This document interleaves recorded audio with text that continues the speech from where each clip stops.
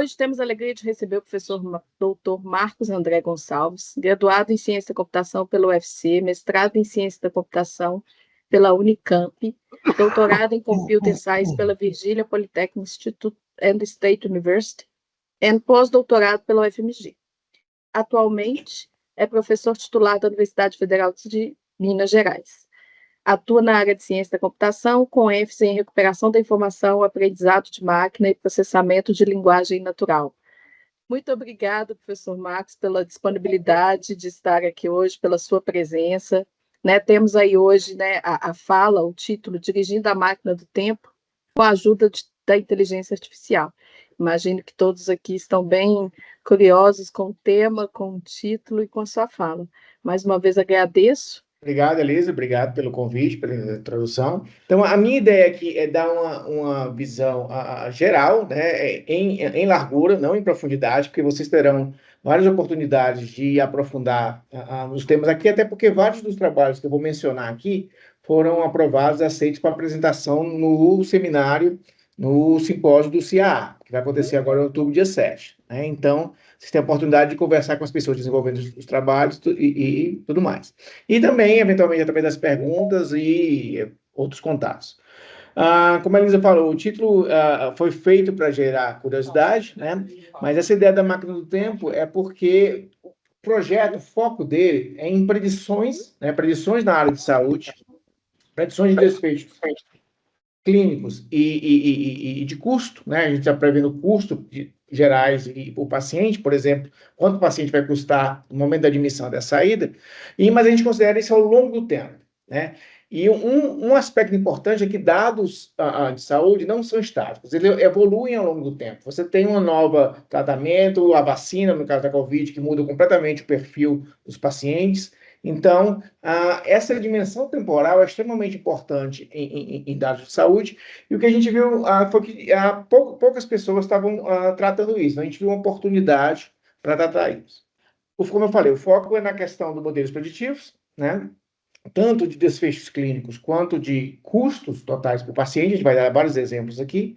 E a gente tem trabalhado esse projeto com várias bases de dados. Uma das principais é a base do coorte de hospitais da minha subcoordenadora, né, a professora Milena, da Faculdade de Medicina, né, que são dados de mais de 20 mil pacientes que tiveram Covid, fizeram admissão no hospital. E a base de dados de uma grande operadora privada de saúde, onde o foco aqui é na predição de custos, né, principalmente custos totais, que houve um aumento enorme por causa da Covid. E aí a gente está em parceria com eles, tentando entender por que, utilizando justamente essas questões temporais que a gente vem analisando. É uma equipe grande, né? 4 professores, além de mim, da professora Milena, tem a professora Jussara Almeida do DCC e o professor Leonardo Rocha da UFSJ, né? E a gente tem financiamento não apenas do CIA, mas a gente obteve outras fontes de financiamento e o projeto é aprovado do Comitê de Ética. Mas tudo começou, eu nunca tinha trabalhado com dados de saúde, e por alguma razão, a professora Milena me encontrou no DCC e me pediu ajuda para trabalhar numa revisão sistemática do impacto de Big Data na saúde. Né? Esse foi o nosso primeiro contato com a área de saúde e de predição em geral. Essa publicação aqui, que é bastante citada, foi o primeiro trabalho. E desde a concepção do projeto, a gente tem sido bastante prolífico, né? Então, o projeto tem tido resultados bem interessantes na área de predição de desfechos clínicos. Então, tem trabalhos na predição de tromboembolismo, de necessidade de terapia de rins. Um trabalho que eu acho bastante interessante do grupo, já que é resultado do projeto, né? É esse aqui do Scientific Reports, onde a gente trabalha com uma técnica de meta-aprendizado, em que você tem um algoritmo de inteligência artificial para aprender a combinar outros algoritmos de inteligência artificial para aumentar a efetividade da predição. Mas tudo isso, todos esses trabalhos iniciais que a gente estava andando fazendo, consideravam que os dados eram estáticos, ou seja, que não havia mudança tanto nos desfechos, quanto que a gente estava querendo predizer, quanto nas variáveis utilizadas para predizer aqueles desfechos. Isso é uma completa inverdade. Né? Dados de saúde evoluem, a gente sabe, né? Evolui não apenas o desfecho, por exemplo, se você pegar a Covid, mais gente morreu na primeira onda do que na segunda e na terceira, e justamente porque eventos externos afetam a questão dos dados, tem a vacina, tem um entendimento melhor da doença, isso tudo afeta. E para tarefa de predição, isso é complexo, né? E não apenas a variável alvo, mas também as variáveis preditoras. É isso que a gente vai discutir um pouquinho nessa apresentação aqui hoje. Então, um primeiro trabalho que eu gostaria de apresentar, que foi aceito para a apresentação do CIA Saúde, um simpósio, né? E aí, quem quiser mais detalhes, está convidado a participar das apresentações. Esse é um trabalho da Fernanda, que é aluna de mestrado da Milena. O que a gente fez foi avaliar como é que as variáveis que a gente usa para predizer, no caso aqui, o desfecho da morte, né? Mudam ao longo do tempo o impacto disso no modelo preditivo, né? Então, como a gente sabe muito bem, a Covid teve 3 ondas principais, né? A primeira onda, onde não se tinha vacina, pouco conhecimento da doença. Uma segunda, em que você já foi começar a introduzir a vacina, mas houve um início lento. E depois a terceira onda, que as pessoas continuaram a pegar a doença, mas com uma taxa de mortalidade menor.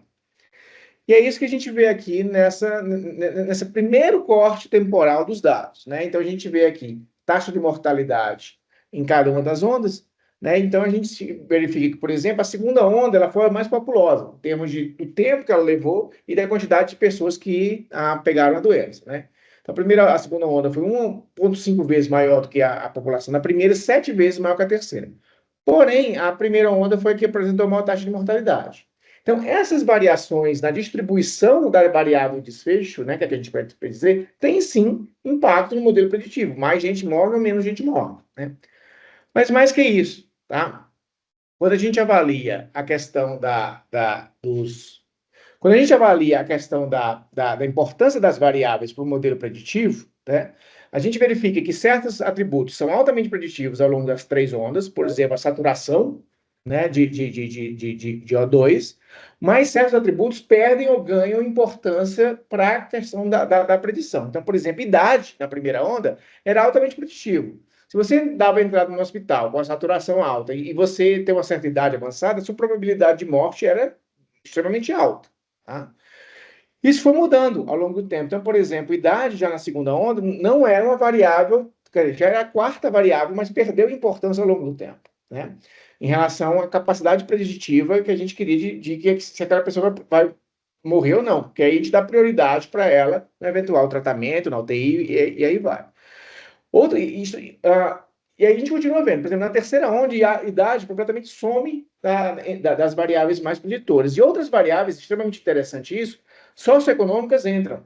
Então, por exemplo, se o hospital, se a pessoa dava entrada no hospital público, ou o PIB da região onde o hospital estava, tinha uma alta correlação com a probabilidade de morte, né? E isso a gente não via, por exemplo, na segunda onda, ou tinha lá na primeira onda, mas a gente vê como fatores socioeconômicos entravam na questão da predição. Então, a gente vê que realmente há uma mudança das várias ondas e da capacidade preditiva das variáveis, né? Quando a gente olha isso sobre uma outra técnica também, que é a técnica SHAP de IA, de explicabilidade de IA, a gente vê resultados similares, né? Similares, com a questão da saturação O2 ganhando importância, idade perdendo importância e questão das variáveis socioeconômicas ganhando cada vez mais importância na predição, né?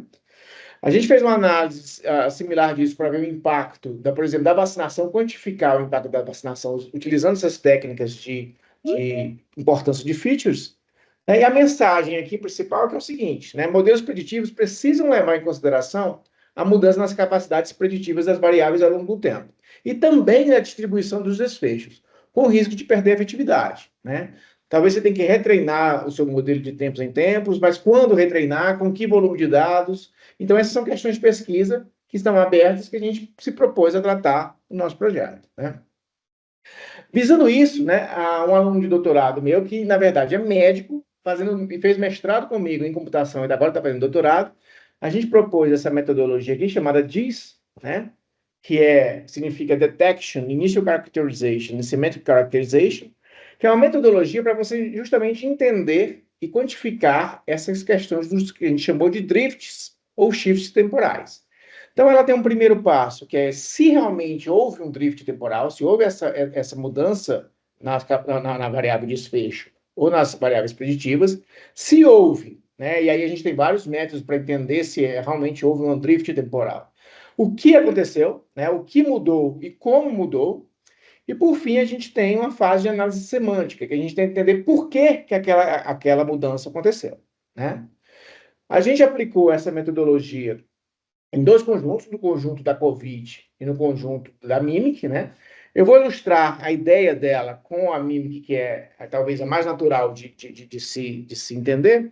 Então, o que é que a gente faz? A gente modela cada paciente como se fosse um documento, né? Como se fosse um documento textual, onde cada palavra, cada token desse documento é um evento na história médica do paciente. Então, ele teve, por exemplo, uma determinada doença, tomou uma certa medicação, fez um determinado exame, e isso a gente mantém a sequência temporal, né?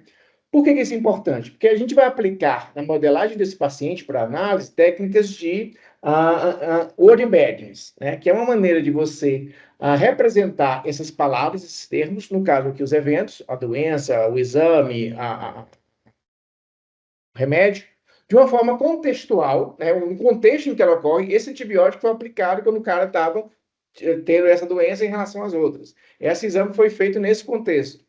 E a partir dessa ideia de modelar pacientes como texto, a gente pode aplicar essas técnicas e modelar isso num espaço altamente dimensional, onde, em teoria, a distância entre os tokens, no caso, cada token corresponde a um desses eventos que eu falei, ou uma doença, ou um exame, ou um desfecho, no caso aqui, um desfecho de análise, que é o último token que a gente usa, a distância corresponde à correlação entre eles, né? Quanto mais perto, mais relacionado semanticamente, quanto mais distante, menos correlacionado. Então, a gente vê aqui o token death, né, morte, que a gente está analisando, e os tokens posicionados no espaço, uma formação congênita, neoplasma, doenças do trato digestivo, né? E a gente pode analisar isso ao longo do tempo, essa é a ideia. Então, por exemplo, no ano 2, o que aconteceu? O token de formação congênita se aproximou da morte, ou seja, ele passou a ser mais relacionado com morte. Neoplasma e doenças do trato digestivo se distanciaram, então passaram a ser menos correlacionados com a variável que a gente está estudando, que é a variável morte. Então, a gente utilizou essa técnica de processamento de linguagem natural para justamente fazer essa análise semântica do porquê que está ocorrendo esses drifts. Obviamente, não responde todas as perguntas, mas dá insights interessantíssimos sobre o que pode estar acontecendo, né? Então, a gente aplicou isso nessas bases, a gente viu, por exemplo, uma redução de similaridade dos tokens de neoplasia, causas externas e doenças do aparelho digestivo com morte, e um aumento da similaridade, por exemplo, de formação congênita, doenças circulatórias. Então, a partir daí, o analista pode levantar hipóteses. O que pode estar acontecendo? Então, por exemplo, uma hipótese que a gente tem é que os pacientes com câncer, por exemplo, não estão morrendo no hospital. Eles estão sendo direcionados para casa para ter uma qualidade de vida melhor, né, nos últimos tratamentos e ter mais paz. Isso não é registrado no hospital. Essa é uma hipótese, a partir do que a gente verificou aqui. E a gente pode verificar essas hipóteses. Então, essa foi a ideia da metodologia DIS, né? A gente aplicou ela também no contexto da Covid, a gente viu as relações de idade mudando e outras relações, mas a ideia é a mesma. E a gente teve esse trabalho do DIS aceito agora, para publicação, está no Prelo, né? na JMIR, Journal of Medical Internet Research, tá? Deve estar para ser publicado aí, né? O que a gente está fazendo agora é desenvolver novos métodos, então, para tratar o DIT. A gente identificou, caracterizou e entendeu. Agora a gente quer tratar, né? E tratar sem necessariamente retreinar o modelo preditivo. Essa é a ideia. Não vou dar spoilers agora, não, mas resultados interessantes virão em breve, tá? Tudo bem, gente, até agora? Todo mundo me acompanhando? Sim. Sim, beleza. Sim. Bom, como eu falei, a segunda vertente do projeto é na questão de custo também, né? A gente quer predizer desfechos clínicos, mas também custos. Quanto é que um paciente vai custar no momento que ele entra no hospital até a saída dele, eventualmente por alta ou por óbito, né? Falecimento. Então, um primeiro trabalho que a gente fez foi um trabalho com uma grande operadora de saúde, né? Parceira do CIA Saúde, em que o fenômeno que foi observado aqui, que a gente conversou com eles, foi que houve um aumento substancial do custo total dos pacientes, dos cooperados, num curto período de tempo. E a operadora, não vou falar o nome aqui, Mas a operadora queria entender por quê. A gente falou, não, a gente está trabalhando com esses drifts temporais, vamos ver se a gente consegue entender o que está acontecendo, né? Então, então, o objetivo nessa linha foi investigar a evolução, de novo, os drifts, né, que é a questão central do projeto, especificamente em relação a exames médicos, né, que a operadora identificou que era o principal vetor de aumento dos custos. Eles fizeram esse trabalho anteriormente para a gente e passaram a base de exames médicos no período a ser considerado para a gente tentar identificar o que estava acontecendo. A gente fez uma análise, então, principalmente relativo a pedidos médicos, pedidos de exames por médicos credenciados, não credenciados, tá? E esses médicos também foram segmentados em quantis baseados na experiência. Então, a gente olhou pelo número de CRM, né? CRMs menores são médicos que se formaram mais antigamente, CRMs mais maiores são médicos mais novos, formados recentemente. Essa base, ela iniciou em janeiro de 2009 e foi até o meio do ano de 2023, então é uma base temporalmente bastante interessante de ser analisada. Esse aqui é um dos primeiros resultados que a gente teve, né? Então, a gente viu que, por exemplo, em relação aos médicos credenciados, a gente não vê uma mudança muito grande, a não ser no caso do P1, que são os médicos mais antigos, uma diminuição um pouco ao longo do tempo, mas que são os médicos mais antigos, provavelmente, né, parando de trabalhar na operadora, né? E aqui, o que a gente vê interessante são os não credenciados, aqueles que não estão realmente na operadora, a gente vê um aumento absurdo dos não credenciados, da quantidade de pedidos de médicos não credenciados no P5, que são os médicos mais novos. Assim, absurdo em relação aos outros. Então, a gente já vê uma primeira variante temporal aqui. Quer dizer, tem muito mais médico não credenciado pedindo um exame nesse período, né?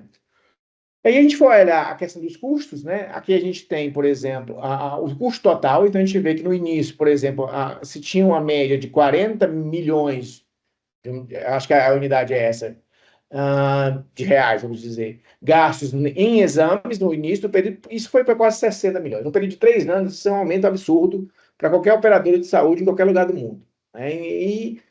Precisa entender o que está acontecendo, né? E aí a gente passou a analisar, então, esse aumento por percentil, né, pelos médicos mais novos, pelos médicos mais antigos. A gente viu que tinha um aumento, né, aqui a derivada sempre tem um aumento, mas o slope, à medida que o médico é mais novo, o slope da curva é mais acentuado. Qual é a indicação disso? Que médicos mais novos estão pedindo mais exames. Por quê? Não sei, mas a gente é algo que a operadora quer investigar, né? A gente vê isso principalmente nos credenciados, né? A gente não vê isso muito nos não credenciados que estão em vermelho, mas aí quando a gente vai para os médicos mais novos, o P5 tem uma explosão de exames sendo pedidos por médicos não credenciados. Então, é uma conjunção, chegando no final da história, é uma conjunção de dois fatores, né? Então, houve um aumento acentuado devido, primeiro, ao aumento do número de médicos não credenciados pedindo muitos exames na operadora. Segundo, médicos novos pedem muitos exames. Por quê? Não sei, vamos investigar isso. Mas a metodologia permite a gente fazer essas perguntas. O que a gente está fazendo agora é operacionalizar isso, nessas foram análises feitas mais ou menos ad hoc, a gente vai operacionalizar essas análises, como a metodologia diz, e colocar, a ideia é botar isso dentro da operadora para que, por exemplo, se houver um drift que esteja ocorrendo, uma mudança de padrão, ligar uma luz amarela, né, e a operadora vai, oh, gente, tem alguma coisa acontecendo aqui, vamos olhar, antes de ligar uma luz vermelha. Né? Essa é a ideia dessa parceria com a operadora.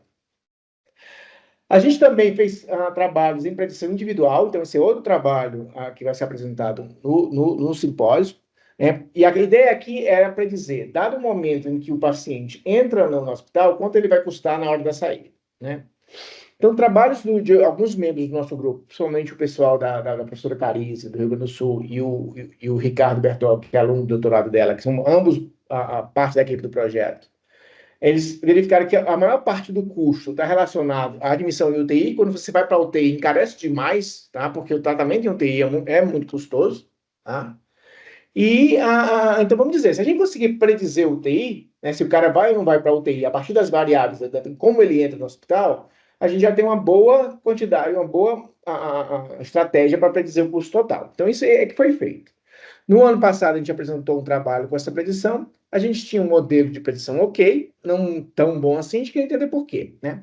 Tinham duas coisas, duas questões nessa base. A primeira é uma base pequena, com 730 pacientes de 5 hospitais, né? Porque dado de custo é muito difícil de obter, né? Eles fizeram um trabalho hercúleo de obter esses dados, então, isso pouca gente tem, mas é difícil de obter. Então, a base era pequena. E outra questão é que eram poucas variáveis preditivas. Então, a gente tinha poucas variáveis, 7 variáveis preditivas. Então, a pergunta que se colocou é: a gente não consegue predizer bem porque a gente tem pouco dado e porque a gente tem pouca feature. E aí a gente tentou atacar isso das duas formas. Para ter mais feature preditiva, mais atributo, a gente fez um enriquecimento semântico pegando dados da base da COVID, do coorte, né, porque os pacientes, existia uma interseção entre os pacientes que estavam na base original e na base do coorte. Então a gente descobriu novas features de lá que poderiam ajudar para dizer UTI, né? E a gente também fez uma geração de dados sintéticos, utilizando uma técnica do estado da arte, que é a Generative Adversarial Networks, né, que é uma técnica do estado da arte de geração de dados sintéticos. Então, a gente criava o paciente sintético mesmo. Tá? Em resumo da história, o que deu mais resultado na predição de UTI foram as novas variáveis. Então, a gente teve aumentos assim, de 30% a 40% na efetividade, mas a geração de dados sintéticos não funcionou muito bem. Tá? Não teve impacto quando a gente dobra o número de dados, ou quadruplica o número de dados, ou quando a gente combina com a primeira estratégia. Né? Então, a gente guardou um pouquinho a questão da geração de dados sintéticos, porque é importante, vou voltar a falar sobre isso daqui a pouco, mas a gente foi, então, para predizer o custo final. Já conseguimos predizer o TI, vamos tentar predizer o custo final. Né?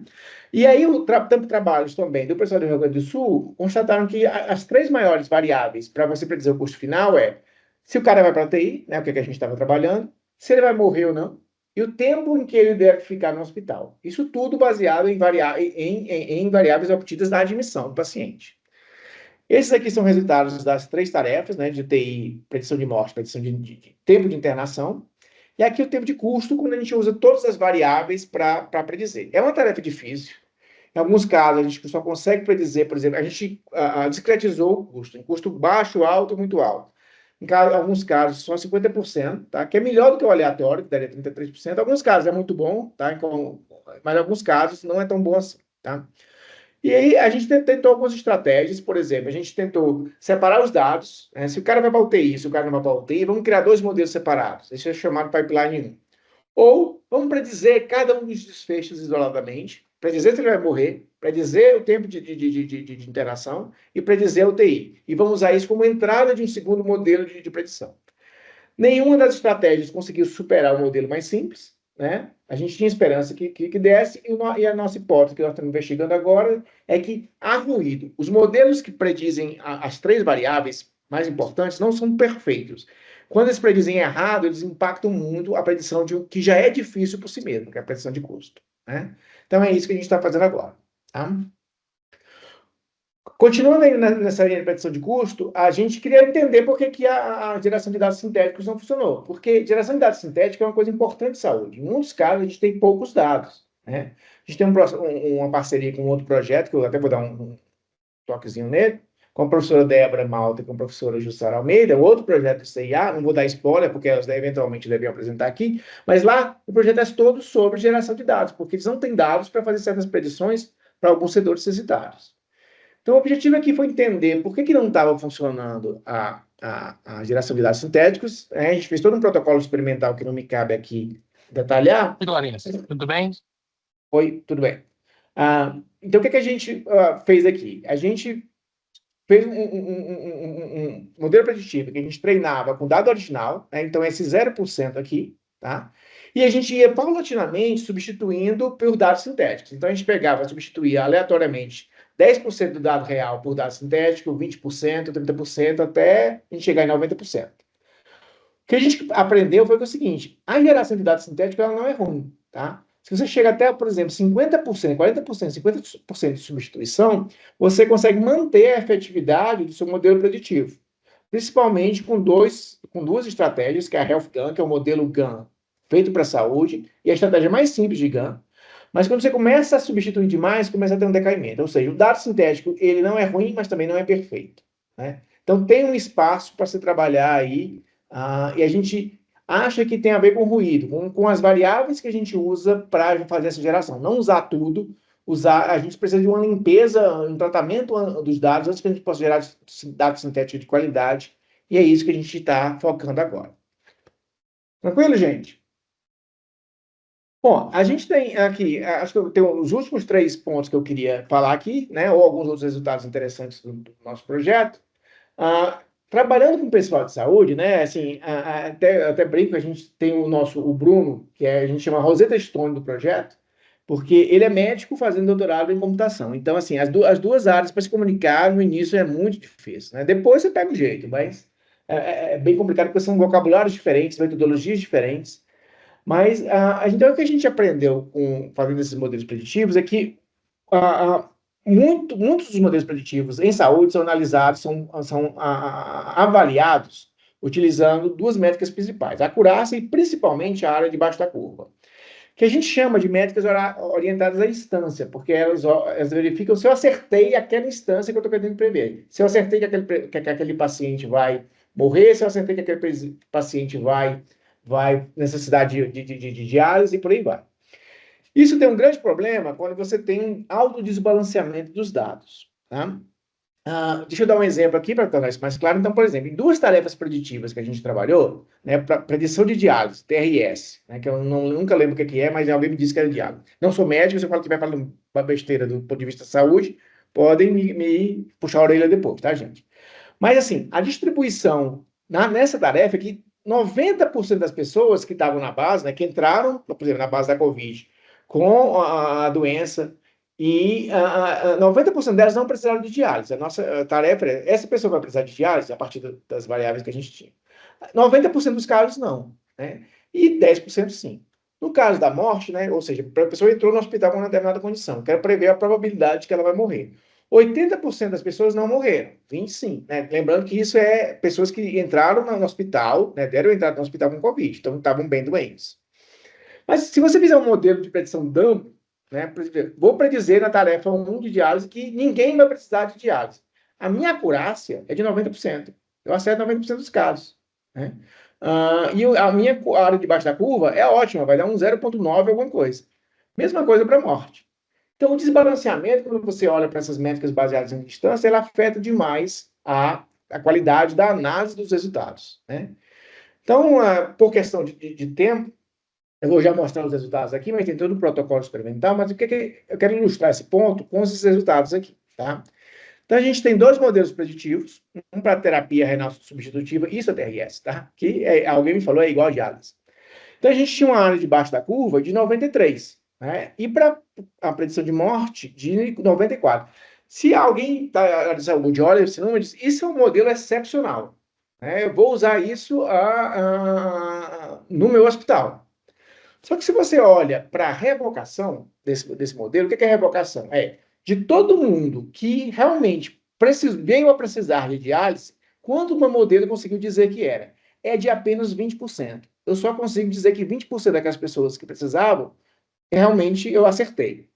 E a minha precisão, né, que precisão, de todo mundo que eu disse que ia precisar de diálise, quantos realmente precisaram, é de apenas 2/3. O modelo não é bom, tá? E se eu combino essas 2 métricas, a métrica F1, dá um resultado de 0,31, que é muito ruim. Mas compara isso com a UROC de 93, que é o que o pessoal considera para dizer se eu vou usar esse modelo. Né? Então, tem um mismatch aqui de interpretação. Mesma coisa para mortalidade, tá? Então, isso tem implicações sérias na utilização desses modelos na prática. Bottom line, a métrica de avaliação importa e muito. Tá? E essa é a mensagem que a gente quis passar nesse trabalho. Esse trabalho foi conduzido pela Vanessa, que é uma aluna de doutorado da Milena. Prometo, 2 últimos assuntos que eu vou falar, tá, gente? Eu estou falando demais aqui, deixa eu até tomar uma aguinha. Bom, com esses resultados que a gente tem tido, a gente obteve parcerias interessantes, né? Uma delas foi com uma startup chamada Ana Health, que é uma startup que cuida de benefício de saúde adicional, né?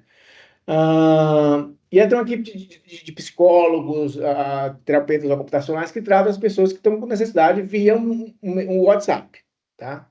E eles chegaram para a gente, viram os trabalhos que a gente tinha em NLP, se interessaram. Será que a gente consegue fazer uma personalização do nosso atendimento a partir do histórico das conversas dos pacientes? Será que a gente consegue utilizar tudo que a gente aprendeu sobre o paciente com as interações anteriores do WhatsApp e consegue uma interação mais aproximada, mais personalizada? Esse foi o desafio que eles colocaram para a gente, tá? Ou seja, a gente propôs utilizar modelos de linguagem grandes, né, que são muito bons para essa questão de sumarização, modelos de tópicos, para verificar se existia essa possibilidade. Isso é um projeto financiado pela Embrapi e pela FINEP agora, tá? Então, a ideia era ver a viabilidade de fazer personalização de conteúdo para tratamento, para benefício de saúde específico via WhatsApp, né? A grande questão que a gente queria tratar aqui é a questão da qualidade dos dados, tá? Será que o dado é de uma qualidade suficiente para que a gente consiga fazer isso? Tá? Então, bom,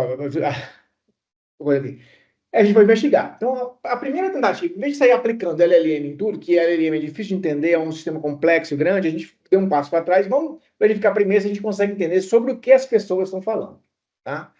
Aí a gente aplicou uma técnica chamada de NLP, de modelagem de tópicos, né? Não vou entrar em detalhes aqui sobre os procedimentos, nem a base, mas esse aqui é um resultado extremamente interessante, tá? É uma base bastante grande, bastante volumosa, com muitos pacientes, milhares de pacientes, tá? E a gente vê que os tópicos têm uma enorme qualidade. Então, se você pegar aqui as principais palavras que aparecem no primeiro tópico, então são palavras sobre conversação. Terminar, esquecer, reagendar. Palavras relativas à terapia no tópico 2. Palavras relativas a sintomas que a pessoa está sentindo. E ela chamou a Ana Health para ajuda. O que, é que eu devo fazer? Tópico 3, relacionados a tratamento, cirurgia, medicação. Tópico 4, também relacionado à conversação. Tópico 5, vacinação, cartão, comprovante de vacinação, a Covid. Tópico 6, nutricionista, alimentação, tudo relacionado à nutrição. Tópico 7, palavras relacionadas à saúde da mulher. Então, a qualidade dos tópicos foi excepcional, né? Então, e isso a gente não vê claramente. A gente não vê quando a gente está trabalhando em pesquisa em top modeling. Então, a gente vê, não, esse dado é de extrema qualidade. Obviamente, a gente fez muita limpeza antes, entendeu, removeu certas mensagens iniciais, mas a gente viu que tem um potencial enorme para essa questão da personalização, né?